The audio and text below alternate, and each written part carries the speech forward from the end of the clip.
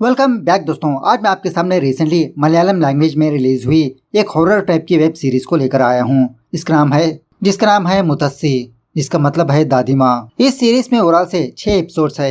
एक एक एपिसोड का ड्यूरेशन 20 मिनट के आसपास। और भाई साहब, सीरीज देखते समय तुम बाद मूवी की ही याद आ गई। आप लोग वीडियो को पूरा देखना जरूर, बहुत ही मजेदार कहानी है। तो अब चलिए फटाफट से वीडियो को स्टार्ट कर लेते हैं। उससे पहले लुटा दो प्यार, फॉलो ऑन इंस्टाग्राम। कहानी की शुरुआत में ही जंगलों के बीचों बीच एक लोते घर को दिखाया जाता है। रात के समय लीला नाम की एक औरत जब उस घर में सो रही होती है तो तभी लीला को बाहर कुछ आवाजें सुनाई देने लगती है। लीला ये देखती है कि इसके घर के आसपास एक मुंगूस घूम रहा है। उसी वक्त लीला का हस्बैंड राजन अपने तीर से उस मुंगूस को मार देता है। लीला को देखकर कहने लगता है कि तुम इस वक्त यहाँ पर क्या कर रही हो, जाओ जाकर सो जाओ। उसके बाद वो राजन उस मुंगूस को अपने घर के अंदर लाकर इसके गोश्त के टुकड़े बनाने लगता है। उन गोश्त के टुकड़ों को और उसी तरह से शराब की बोतल को लेकर अपने घर के ऊपर वाले कमरे पर जाने लगता है। उस कमरे के अंदर लंबे बालों वाली एक बूढ़ी औरत रहती है। वो बूढ़ी औरत वो गोश्त और दारू पीती रहती है और ये राजन उस बुढ़िया के बालों को संवारते रहता है। सडनली वो बूढ़ी औरत लीला को झांकते हुए देख लेती है। लीला को बुलाने पर लीला सीढ़ियों से नीचे गिर जाती है। सीन थोड़ा सा फ्लैशबैक में जाने लगता है, जहाँ पर वही लीला की फैमिली को दिखाया जाता है। मतलब कुछ दिनों पहले लीला के घर पर इसी राजन का रिश्ता आया होता है। राजन से शादी करवाने के लिए लीला का फादर और उसकी 2 बहनें राजन के गांव पर जाने लगते हैं। राजन के गांव पर जाने के लिए ढंग की सड़क भी नहीं होती, किसी जंगल के रास्ते से जाने लगते हैं ये लोग। रास्ते के दरमियान में लीला की 2 बहनें लीला के फादर से यही बात कहने लगते हैं कि पापा, लीला बहना इतनी घने जंगल में कैसे रहेगी। नहीं पापा, हम इस शादी से मना कर देंगे ना। यह सुनने के बाद लीला खुद अपने बहनों को समझाने लगती है। लीला की बातों से ऐसा लगता है कि लीला खुद राजन को सेलेक्ट किया शादी के लिए। लीला के फादर को भी ये शादी पसंद नहीं होती, लेकिन बेटी की पसंद मतलब ये क्या कर सकता है। दूसरी तरफ राजन और एक और बंदा शादी की तैयारियां करते रहते हैं। वो दूसरा बंदा राजन से कहने लगता है कि राजन, ग्रहण के टाइम पर ही तुम्हारी शादी होनी चाहिए। थोड़ी देर के बाद वो ग्रहण शुरू हो जाता है। उसी वक्त लीला और उसकी फैमिली वाले यहाँ पर पहुँच जाते हैं। लीला का फादर पूछने लगता है कि राजन बेटा, ग्रहण के टाइम पर क्यों शादी करनी होगी। राजन कहने लगता है, अरे कुछ नहीं पापा जी, यह हमारे खानदान का रिवाज है बस। लीला का फादर इसकी माँ के बारे में पूछने लगता है।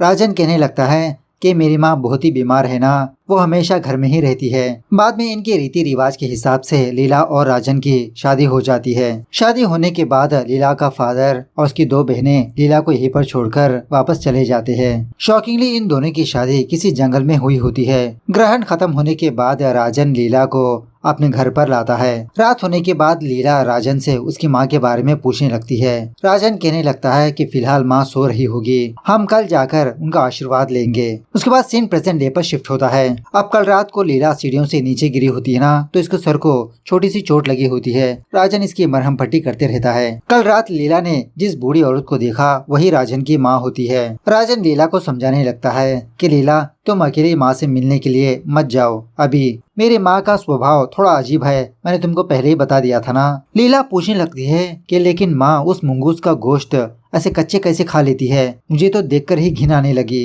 राजन कहने लगता है कि लीला, मेरी माँ यहाँ की बहुत बड़ी तांत्रिक थी, शायद उसी की वजह से इनकी आदतें ऐसी हो गई। सिर्फ मुंगीस का ही गोश्त और शराब पीती है और उसी तरह से सफेद कलर की साड़ी ही पहनती है। राजन की ये सारी बातें सुनकर लीला को बहुत ही अजीब लगने लगता है। उसके बाद लीला राजन के पास आकर कहने लगती है कि घर में खाना बनाने के लिए कुछ भी नहीं है, मैं बाजार जाकर कुछ लेकर आती हूँ। राजन लीला को थोड़े पैसे देते हुए कहने लगता है कि आसपास के लोगों से ज्यादा बात मत करना, इस गाँव वाले हमारे घर के बारे में अजीब अजीब की बातें करते हैं, तुम ज्यादा ध्यान मत दो, अच्छे से जाकर वापस आ जाना। लीला कुछ तरकारी खरीदकर वापस अपने घर पर जा रही होती है तो रास्ते में इसको एक फूलों वाली औरत नजर आती है। इस औरत को रुकाकर कुछ फूल खरीदने लगती है। वो फूलों वाली औरत लीला को देखकर कहने लगती है कि तुम तो राजन की बीवी हो ना, क्या शादी से पहले तुमको राजन के घर के बारे में कुछ नहीं पता। वो घर श्रापित है और उसी तरह से उस घर की वजह से ये गांव भी श्रापित है। 10 सालों में एक भी औरत ने एक भी बच्चे को जन्म नहीं दिया।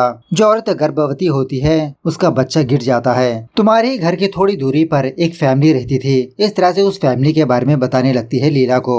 एक दिन एक औरत राजन के घर के आसपास आकर कुछ जड़ी बूटी हासिल करती रहती है। इसी दरमियान में जब वो औरत एक छोटे से पौधे को निकाल लेती है तो उस पौधे के नीचे काफी सारे बाल होते हैं और उसी तरह से शॉकिंगली वो सारे बाल उस औरत के हाथ को लिपेटने लगते हैं। बाद में पता नहीं क्या हो गया उसको, वो औरत वहीं पर मर गई। ये चीज जानने के बाद उस औरत का पति अपने दोस्तों को इकट्ठा करके राजन के घर के अंदर जाने का डिसाइड कर लेता है। वो गांव वाले ऑलरेडी जानते हैं कि राजन के घर में एक बूढ़ी औरत रहती है, राजन की माँ। गांव में जो भी घटना पेश आती है सबकी वजह वही बुढ़िया है। अगर उस बुढ़िया को मार देंगे तो सारा गांव शांत हो जाएगा। यही सोचकर 3 बंदे राजन के घर के पास जाकर एक बंदा उस घर के अंदर ही फंस जाता है। ना अंदर से दरवाजा ओपन हो रहा होता है और ना ही बाहर से ये दोनों दरवाजा खोल पा रहे होते हैं। अब पता नहीं अंदर रहने वाले बंदे के साथ क्या हुआ, वो दोबारा नजर ही नहीं आया। बाहर वो 2 बंदों का भी कुछ पता नहीं चला।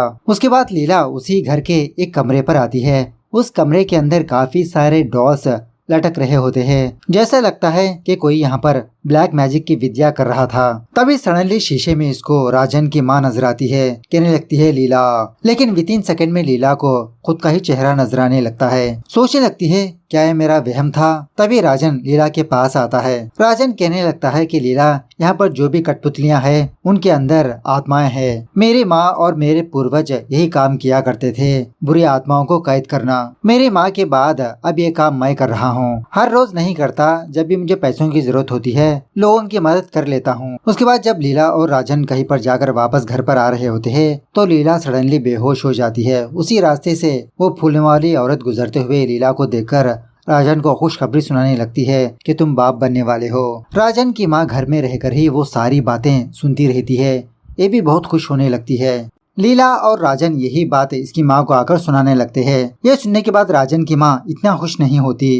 राजन से कहने लगती है कि इसमें कौन सी बड़ी बात है, तुम एक निकम्मे हो, तुम्हारे जैसा एक और निकम्मा पैदा होगा। इस बुढ़िया की बातों से लीला बहुत हट होने लगती है। राजन अपनी माँ से कहने लगता है कि माँ, तुम्ही ने कहा ना कि तुम्हारा एक वारिस चाहिए, तो तुम ऐसे क्यों बात कर रही हो। राजन की माँ बहुत हंसने लगती है। अब लीला को दुखी हुआ देख राजन लीला के पास जाकर समझाने लगता है कि तुम माँ की बातों का बुरा मत मानो, धीरे धीरे तुम माँ के करीब जाओ, वो खुद तुम्हें पसंद करने लगेंगी। लीला कहने लगती है कि जब तक बच्चा जन्म नहीं लेता हम हमारे मायके चले जाते हैं ना।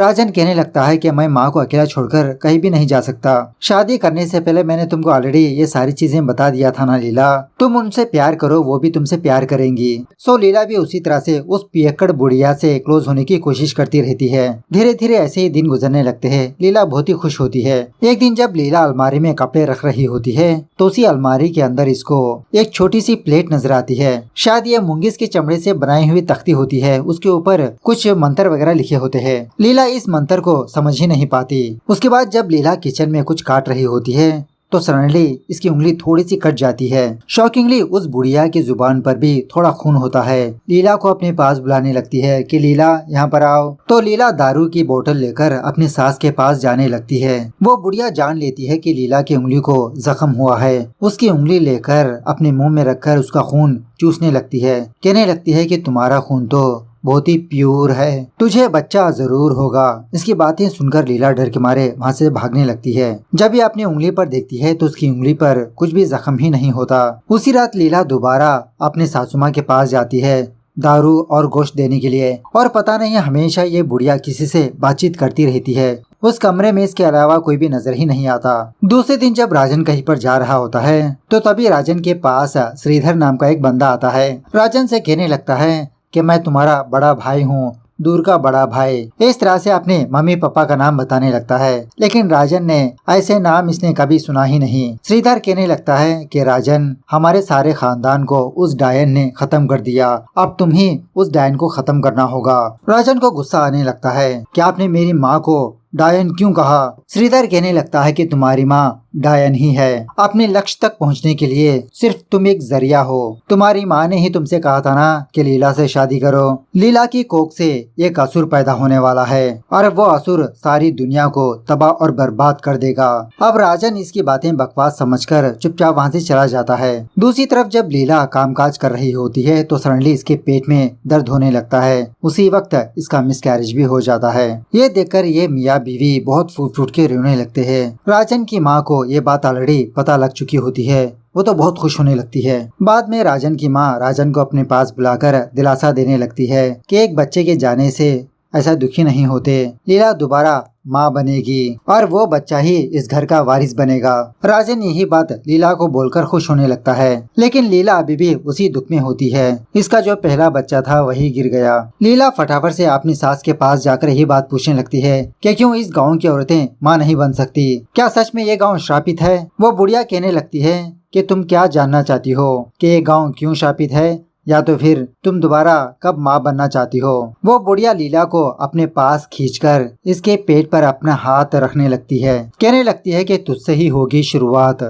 जब तुम माँ बनोगी तो इस गांव की औरतें भी माँ बनेंगी। खैर उसी रात वो बुढ़िया अपने कमरे में बैठकर कुछ रिचुअल करती रहती है। दूसरी तरफ उस लीला को कुछ होने लगता है, मतलब इसको ऐसा लगता है कि ये कांड कर रही है, कोई इसके साथ कांड कर रहा है। लीला फटाक से घबराकर अपनी नींद से जाग जाती है तो शॉकिंगली परछाई में इसको एक असुर नजर आता है। लीला को देखकर वो असुर इस कमरे से बाहर भाग जाता है, दरवाजा भी अपने आप बंद हो जाता है। लीला तो शौक में रह जाती है, इसको कुछ भी समझ में नहीं आता कि इसने क्या देख लिया। दूसरे दिन जब लीला अपना चेहरा शीशे में देखती है तो शीशे में लीला खुद उस मुंगीस का गोश्त खाती रहती है और वो भी चटकारे लेते हुए, और इसी तरह इसकी बॉडी एक बुढ़िया की तरह नजर आने लगती है। उसी वक्त लीला वॉमिटिंग करने लगती है, समझ जाती है कि लीला प्रेग्नेंट है। उसके बाद एक दिन वो श्रीधर राजन के घर पर आता है। उस वक्त राजन घर पर नहीं होता, लीला होती है। लीला से भी अपना रिश्ता बताने लगता है कि ये बहुत ही दूर का रिश्तेदार है, लेकिन राजन ने इस श्रीधर के बारे में कभी भी लीला को नहीं बताया होता,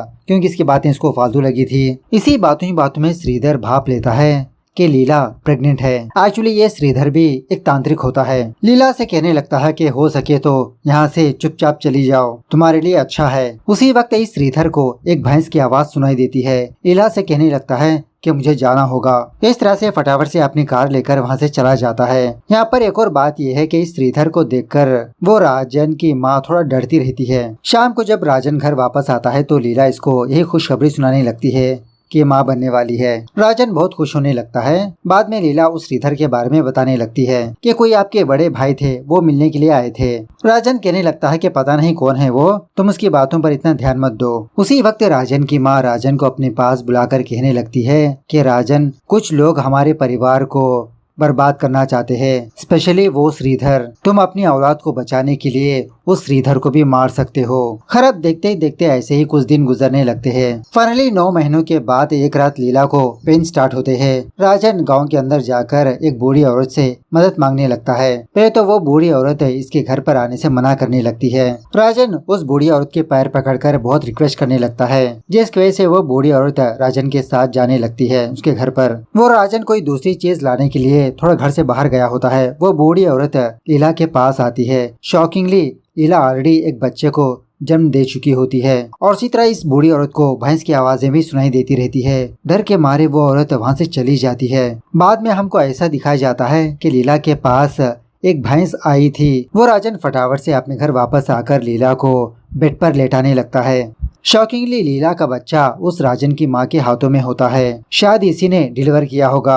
राजन अपनी माँ के पास कोई चीज को देखकर ये बहुत डरने लगता है। खैर अब जैसे जैसे दिन गुजरने लगते हैं, राजन को उसी रात का बुरा सपना नजर आते रहता है। वही राजन की माँ ने लीला के बच्चे को अपनी गोदी में लिया। अब उस दिन से लेते हुए राजन शराब पीना शुरू कर देता है। लीला बार बार पूछने लगती है कि उस रात आखिरकार आपने ऐसा क्या देख लिया, लेकिन राजन लीला को कुछ भी नहीं बताता, और उसी तरह से पहले जैसा लीला की केयरिंग नहीं कर रहा होता, अपने बेटे को तो छूता तक नहीं। एक दिन राजन की माँ लीला को अपने पास बुलाकर उस बच्चे को देने के लिए कहती है। कहने लगती है कि तुम अपना काम कर लो, मैं अपने पोते के साथ खेलूंगी। इस तरह से हर रोज उस बच्चे के साथ खेलती रहती है। ये लोग अपने बच्चे का नाम रखते हैं श्रीकुट्टन। कुछ साल गुजरने के बाद वो श्रीकुट्टन थोड़ा बड़ा होता है, लेकिन राजन के अंदर कुछ भी बदलाव ही नजर नहीं आता। मतलब ना अपने बेटे से प्यार करता और उसी तरह से हमेशा दारू पीता रहता। लीला काफी सारी बार राजन को समझाती रही, लेकिन राजन समझता ही नहीं। एक दिन जब वो राजन उस मुंगीस के गोश्त को काट के रखा होता है तो श्रीकुट्टन वहाँ पर आकर उस गोश्त को लजीज भरी निगाहों से देखते रहता है। उस गोश्त की स्मेल इसको बहुत ही अच्छी लगने लगती है, और ये सारी चीजें राजन ऑब्जर्व करते रहता है। राजन पीकर टल्ली हो जाने के बाद वो श्रीकुट्टन इस गोश्त को और दौरे की बोतल को अपने नानी के पास ले जाने लगता है। इस दिन से हर रोज श्रीकुट्टन ही ये काम करते रहता है। मतलब राजन एक मुंगीस को मारकर टुकड़े करता, श्रीकुट्टन गोश्त और शराब की बोतल अपनी दादी को ले जाकर दे रहता। उसके बाद एक दिन वो श्रीकुटन उस पुतलों वाली रूम पर जाकर एक पुतले को कील ठोकते हुए कोई मंत्र पढ़ते रहता है। श्रीकुटन की आवाज सुनकर लीला इसके पास आकर इसको डांट डपट कर यहाँ से भेज देती है। दूसरे दिन जब ये श्रीकुटन कुछ बच्चों के साथ खेल रहा होता है तो एक बच्चा श्रीकुटन को हल्के से मारने लगता है। तो श्रीकुटन को गुस्सा आकर इसकी आंखों का कलर चेंज होने लगता है। अब उसी वक्त एक बच्चे की माँ वहाँ पर आकर अपने बच्चे को डांट डपट कर अपने साथ ले जाने लगती है। कहने लगती है कि मैंने तुमको कितनी बार कहा कि उस श्रीकुटन के साथ मत खेलो। वो औरत प्रेग्नेंट होती है। श्रीकुटन अपना हाथ उस औरत के पेट के पास रखता है। वो औरत डर के मारे फटाक से वहाँ से चली जाती है अपने बच्चे को लेकर। अब लीला भी श्रीकुटन के पास आकर एक छड़ी लेकर इसको बहुत मारती पीटती रहती है, क्योंकि श्रीकुटन ने उन बच्चों को अपने घर के पास लेकर आया होता है और लीला ने मना किया होता है। जब लीला इसको मार रही होती है तो कहीं दूर से एक भैंस की आवाज सुनाई देती रहती है। श्रीकुटन अपनी माँ पर ही गुस्सा करने लगता है कि मुझे मत मारो। तभी ये चीज राजन भी देखकर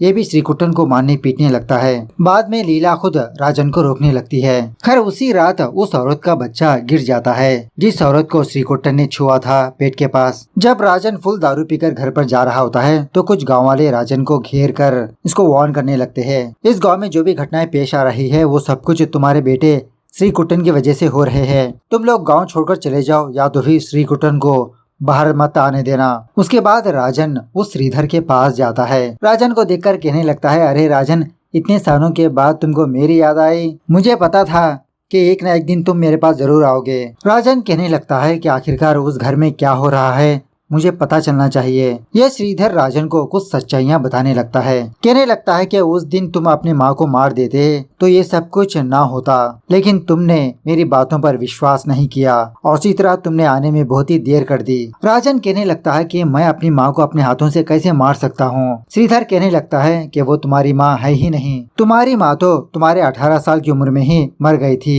जो तुम्हारे घर में है वो एक दुष्ट आत्मा है। भैंस के रूप में दिखने वाला एक दैत्य तुम्हारी माँ को बहुत पहले ही कंट्रोल में ले लिया था और उसी तरह श्रीकुटन तुम्हारा और लीला का बच्चा है ही नहीं, वो उस दैत्य का बच्चा है। उस राक्षस को दुनिया में लाने के लिए तुम्हारी माँ ने लीला का सहारा लिया। श्रीकुटन 10 साल तक ही इंसान रहेगा, उसके बाद वो एक राक्षस बन जाएगा। कल ही उसका 11वां साल है ना। तुम सही समय पर मेरे पास आ गए। तुम्हारी माँ की बहुत ही लंबी कहानी है जो तुम नहीं जानते। इस तरह से एक बैक स्टोरी सुनाने लगता है। बहुत सालों पहले शिकारियों के खानदान में राजन की माँ पैदा हुई। पहले से ही वो राजन की माँ बाकी बच्चों से बहुत ही अलग थी और उसी तरह से दिखने में बहुत ही खूबसूरत। इसकी चमकदार आँखें, लंबे लंबे बाल। राजन की माँ की मामा ने राजन की माँ को तांत्रिक बनाने के लिए एक गुरुजी के पास ले गए। उस खानदान में सिर्फ लड़कियों को ही मंत्र सिखाए जाते थे। सोमेश्वरी नाम की एक औरत वहाँ की गुरु थी। उस सोमेश्वरी के 2 संतान थे, एक बेटी एक बेटा। बेटी का नाम अहिल्या और बेटे का नाम मल्लिगन। अहिल्या की ऑलरेडी शादी हो चुकी होती है। अब जैसे जैसे दिन गुजरने लगे राजन की माँ बहुत ही अच्छे से तंत्र विद्या सीखने लगी। ये देखकर वो सोमेश्वरी खुद शौक में रह गई। उस सोमेश्वरी के पास एक बड़ी ग्रंथ होती है। राजन की माँ को सारी किताब पढ़ा दी लेकिन कुछ चीजें नहीं पढ़ाई। उसी एपिसोड का नाम था रक्ताध्य। लेकिन कांति को क्यूरियोसिटी पैदा हुई, मतलब वही राजन की माँ को क्यूरियोसिटी पैदा हुई कि आखिरकार उस एपिसोड में ऐसा क्या है जो मेरे गुरुजी ने मुझे नहीं सिखाई। इसी दरमियान में कहीं दूर जंगलों से एक बुरी आत्मा इनके गांव में आने लगी। उस वक्त सोमेश्वरी कुछ काम से दूसरे गांव पर गई होती है। उस बुरी शक्ति को रोकने के लिए कांति और कुछ शिष्य एक होकर उस शक्ति के साथ लड़ने लगे, लेकिन अकेली कांति ने ही उस बुरी शक्ति को कैद कर लिया। ये देखकर सारे गांव वाले उस कांति की जय जयकार करने लगे। ये सब देखकर कांति का अहंकार बढ़ गया। जिस ग्रंथ को पढ़ना मना होता है, कांति उस ग्रंथ को पढ़ने लगी। पढ़ने के बाद इसको ये बात पता चली कि इस मंत्र से किसी को भी वशीकरण कर सकते हैं। सिर्फ यही नहीं, उस इंसान को मारकर उसकी आत्मा को कब्जा करना। इस राज को जानने के बाद कांति उस मल्लिगन से शादी कर लिया और वो भी उसका वशीकरण करके शादी होने के बाद उस मल्लिगन को मार दिया। उसकी ही आत्मा से एक दैत्य को धरती पर बुलाया और ये कांति बहुत ही शक्तिशाली बन गई। अपनी शक्ति की मदद से सोमेश्वरी के सारे खानदान को मार दिया, लेकिन अहिल्या का बेटा अभी भी जिंदा होता है। बाद में कांति को ये बात पता चली कि ये प्रेग्नेंट है, माँ बनी है। कांति ने उस बच्चे का नाम ही रखा राजन। उसके बाद एक दिन कांति किसी पहाड़ी पर गई। उस पहाड़ी पर जाने के बाद कांति की शक्ति बहुत ही कम हो गई। मतलब वो कांति बहुत ही यंग से बूढ़ी हो गई। कांति दोबारा अपनी शक्ति को बढ़ाने के लिए इसको एक स्त्री की जरूरत होती है और कांति ने उस लीला को सेलेक्ट किया। मतलब कांति का यही प्लान होता है कि जब वो श्रीकुट्टन पूरी तरह से राक्षस बन जाएगा तो वो लीला का शरीर हासिल कर लेगी। यहाँ पर एक और बात यह है कि ये श्रीधर और कोई नहीं, उसी अहिल्या का बेटा होता है। कांति ने मतलब राजन की माँ ने राजन को भी अपने वश में किया होता है, इसीलिए राजन बिना चुके अपनी माँ की बातों को सुनते रहता है। उसके बाद राजन आजुल की तरह अपनी माँ के पास आकर मुंगीस का गोश्त और शराब देकर उसको उसके ही बालों से गला घोटकर मार देता है, क्योंकि इसकी सारी शक्ति इसकी चोटी में ही होती है। खैर दूसरे दिन अंतिम संस्कार के लिए लीला की फैमिली वाले भी यहाँ पर आते हैं। राजन और उसका ससुर उस कांति की लाश को उठाने की कोशिश करते रहते हैं, लेकिन वो लाश उठती ही नहीं, बहुत ही वजनदार होती है। बाद में राजन को समझ आकर उसकी चोटी को काट देता है। उसके बाद लाश आसानी के साथ उठ जाती है। श्रीधर ने ऑलरेडी राजन को सब कुछ बता चुका होता है कि कांति और उस दुष्ट शैतान को कैसे अंत करना है। सब कुछ होने के बाद लीला का फादर राजन से कहने लगता है कि तुम लोग इस घर को छोड़ दो, हमारे गाँव पर वापस आ जाओ। लीला भी यही बात कहने लगती है, लेकिन राजन मना करने लगता है कि कुछ बातें हैं जो मैं तुम लोगों को नहीं बता सकता। मुझे और श्रीकुट्टन को यहाँ पर रहना ही होगा, आप लोग जाइए। इस तरह से राजन अपने ससुराल वालों को यहाँ से भेज देता है। यहाँ पर एक और बात यह है कि पहले श्रीकुट्टन कांति को मारना होगा पूरी तरह से। मतलब उसका शरीर मरने के बावजूद भी आत्मा घर के आसपास रहती है, उसकी आत्मा को भी खत्म करना होगा। उसके बाद राजन अपने बेटे को मारना होगा, तब जाके उस दैत्य का अंत होगा। राजन ये सारी बातें अपनी बीवी को नहीं बताता। दूसरे दिन वो श्रीधर अपनी एक लेडी असिस्टेंट के साथ राजन के घर पर आता है। वो श्रीधर श्रीकुट्टन के हाथों कुछ रिचुअल करवाने लगता है 2 दिनों तक। बहुत ही अजीब का रिचुअल होता है वो। इस रिचुअल से ये बात पता चलती है कि उस कांति की आत्मा अभी भी इस घर के आसपास घूम रही है। फाइनली तीसरे दिन वो लड़की श्रीकुट्टन को बांधने की कोशिश करने लगती है, लेकिन श्रीकुट्टन कंट्रोल ही नहीं होता। बहुत ही मुश्किल से श्रीधर श्रीकुट्टन को कंट्रोल करके एक सर्किल के अंदर बिठाता है। लीला इस काम को ना रोक पाए राजन इसको एक कमरे में बंद कर देता है। शॉकिंगली वो श्रीकुट्टन एक भैंस के जैसा ही चिल्लाते रहता है। वो श्रीकुट्टन इतना पावरफुल हो जाता है, उसकी शक्तियों के सामने श्रीधर की शक्ति कुछ भी काम ही नहीं आती। श्रीधर को और उसकी असिस्टेंट को बहुत मारने पीटने लगता है, लेकिन फाइनली राजन खुद अपने बेटे को चैन से कंट्रोल करके एक पेड़ के पास लेकर आता है इसको मारने के लिए। मतलब ऐसा मारने पर ही ये शैतान मर सकता है। जो भी हो जैसा भी हो, श्रीकुट्टन इसका बेटा है, ये मार नहीं पाता। उसी वक्त लीला एक तीर की मदद से राजन पर हमला करके इसको मार देती है। ये सब कुछ होने के बाद राजन जिस तरह से अपनी माँ के लिए सब कुछ कर रहा था, वो सारी चीजें लीला अपने बेटे के लिए कर रही होती है। वही मुंगूस को मार कर गोश्त बनाकर खिलाना, दारू पिलाना, वो श्रीकुट्टन के सिंग भी आने लगते हैं। इस तरह से फाइनली ये होल सीरीज यहाँ पर दी एंड होती है। तो सीरीज कैसे लगे कमेंट करके बताना जरूर। मिलता है अगली वीडियो में, तब तक take care, bye bye, see you soon.